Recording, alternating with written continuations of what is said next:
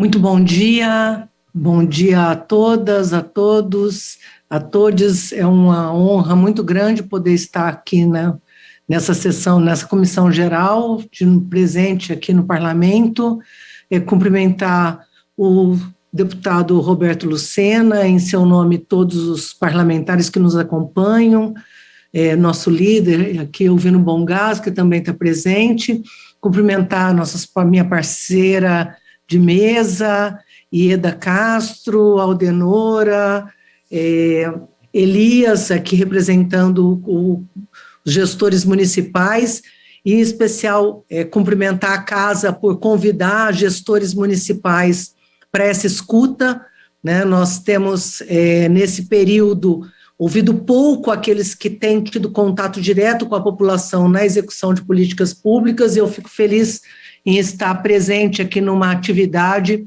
onde nós estamos dando voz para a rede de assistência social, no caso da Aldenora, representando aqui, inclusive, os usuários da rede de assistência. Eu acho que isso fará uma diferença muito grande e trará uma contribuição diferenciada para esse debate. Cumprimentar mais uma vez o senhor por essa iniciativa, deputado Lucena.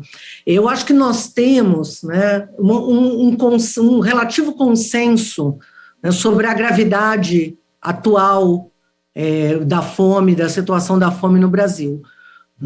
Então, eu acho que nós temos um grande consenso sobre a situação, né? Eu ousaria dizer mais, né? Alguns dados que a gente está trazendo e discutindo agora são dados de dezembro de 2020, que são os dados da rede Pensan, da Vigisan. A situação hoje tende a ser muito pior, né? Eu acho que hoje, né, nós não temos mais em torno de 44 milhões de brasileiros que não comem o suficiente, né, diariamente, como apontava, né, o relatório Vigisan em dezembro de 2020. Eu imagino que hoje nós estamos com mais de 55 milhões de brasileiros que não comem o suficiente. Isso significa mais do que uma Argentina que não se alimenta, não só não se alimenta de forma adequada, mas não tem alimento suficiente ao longo do dia. Uma parcela deles já numa situação de insegurança alimentar gravíssima. Então, acho que o retrato atual, ele, olhando aqui as falas, nós temos consenso sobre ele. Nós não temos consenso, eu entendo, sobre os porquês, né, como nós chegamos nessa situação hoje, e principalmente sobre o que fazer. Então, eu queria organizar minha fala tratando desses dois assuntos. O primeiro deles concordando aqui com o colega que me antecedeu, né, a pandemia, ela não é a causa da fome hoje, né? Se a gente olhar os dados do IBGE de 2017, deputado Lucena, a gente já tinha o Brasil de volta ao mapa da fome. Então, segundo o IBGE, segundo os dados da POF de 2017 e 2018, o Brasil já tinha voltado ao mapa da fome muito antes da pandemia. Mas tem dados inéditos que saíram há 2 semanas atrás, do Estudo Nacional de Alimentação e Nutrição Infantil, dados do governo federal, que mostram que em 2019, um ano já durante o governo Bolsonaro e antes da pandemia sequer ter aparecido na China, nós já tínhamos 47% dos lares brasileiros que têm crianças com menos de 5 anos de idade em insegurança alimentar, ou seja, não se alimentavam adequadamente, não comiam proteínas e vitaminas de forma adequada e suficiente, e uma parte importante deles não tinha alimento suficiente. Essa situação projeta consequências estruturais gravíssimas para o Brasil. Não é um problema de hoje, é um problema de hoje e um problema do futuro, né? Portanto, muito anterior à pandemia. A pandemia, de fato, agrava esse quadro. Mas agrava por quê? Porque o vírus alcança o Brasil no momento onde as políticas públicas já tinham sido desorganizadas. Em grande parte, nós tivemos um desmonte das políticas públicas.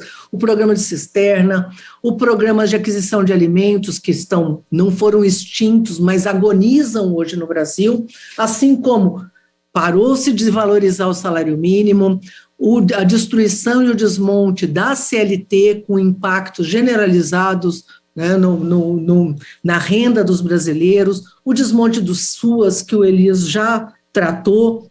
Então, nós temos um conjunto de situações de desmonte de políticas públicas que agravou muito esse quadro. Não é a pandemia que agrava o quadro, é a desproteção social, a desorganização das políticas públicas que nos impede de construir uma agenda que mesmo com a pandemia, pudesse proteger os brasileiros. E aí eu gostaria de, infelizmente, aproveitar meu tempo para alertar os nossos parlamentares, senhores e senhoras, que, na minha avaliação, esse quadro tende a piorar muito ainda. E é assustador, né? E por mais que, de fato, a solidariedade, como disse o deputado Luciano, seja uma questão importante, e a fome seja um problema de todos nós só conseguiremos enfrentar essa situação, de fato, com políticas públicas. Nós precisamos de escala, nós precisamos garantir um enfrentamento com abrangência nacional e com escala. Isso só se faz com políticas públicas. Nós não podemos responsabilizar os brasileiros, né, a rede de solidariedade, para conseguir evitar que mais do que uma Argentina e meia possa ser alimentada no Brasil, que hoje é a situação que nós vivemos. Então, e eu acho que essa situação vai se agravar, e existe uma medida, né, aproveitando que cada um está falando de um ponto, eu queria me ater a um ponto que está nas mãos do parlamento hoje. O parlamento brasileiro, a Câmara dos Deputados e o nosso Senado terá a oportunidade de evitar uma tragédia muito maior que se avizinha, com o risco da extinção do Bolsa Família. Hoje está na casa, né, na Câmara dos Deputados, uma medida provisória que extingue o Bolsa Família. Tem muita gente que diz, não vai extinguir os programas de transferência de renda, né, vai só mudar o nome do Bolsa Família. Não é verdade, infelizmente. Se quiser mudar o nome, muda o nome, mas na verdade a extinção do Bolsa Família está em curso no parlamento e a medida provisória, além de acabar também com o programa de aquisição de alimentos, que eu não terei tempo para tratar disso, dessa política tão importante, mas a medida provisória que cria o Auxílio Brasil e extingue o Bolsa Família, ela tem 3 problemas gravíssimos. O primeiro, que ela, de fato, extingue aquilo que é o fundamental no Bolsa Família. Por que o Bolsa Família conseguiu ser o mais eficiente programa de transferência de renda do mundo, com impactos hoje, né, em mais de 100 mil estudos internacionais mostram o impacto na redução da mortalidade infantil, da desnutrição, né, e um conjunto de outras consequências muito importantes que eu posso depois encaminhar para os senhores. A extinção do Bolsa Família e a criação do Auxílio Brasil, ele acaba com um programa simples que funciona, cria um conjunto de penduricalhos e um programa que não vai parar em pé. Nós estamos aqui com gestores municipais que podem nos ajudar a compreender isso. O programa, como ele foi desenhado, ele não é exequível, ele é um programa ineficiente, vai gerar custos absurdos na ponta e não vai garantir a eficiência. Por quê?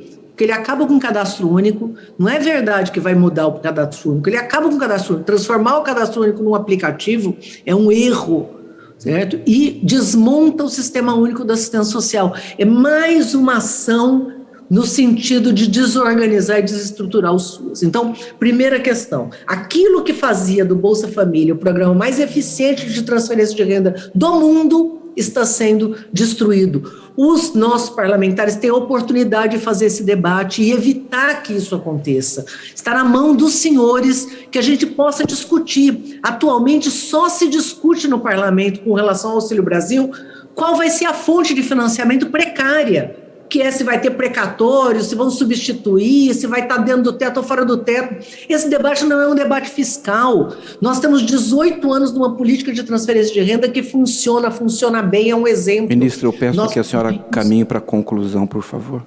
Pois não. Obrigado, deputado. Nós temos, provavelmente, 20 milhões de beneficiários serão excluídos. o programa está em risco e o parlamento, que tem uma contribuição diferenciada, foi protagonista da principal ação durante a pandemia, que foi a criação do auxílio emergencial, tem nas suas mãos hoje a oportunidade de discutir e salvar o maior programa de transferência de renda do mundo, evitar que uma medida eleitoreira coloque em risco a vida de milhões de famílias, não só em 2022, mas em 2023. Então, eu me coloco à disposição para ajudar a construir uma agenda. Nós estamos, pode mudar o nome, vamos aumentar o Bolsa Família, vamos aumentar o número, mas não vamos extinguir uma política pública que se mostrou eficaz. Muito obrigado, deputado, e sigo aqui à disposição. Eu quero agradecer à ministra Tereza Campelo, foi muito enriquecedor ouvi-la. Na sequência, nós ouviremos o líder Bongás, mas eu peço ao líder Bongás a compreensão para que a deputada Giovana de Sá use 1 minuto para fazer um registro que me solicitou.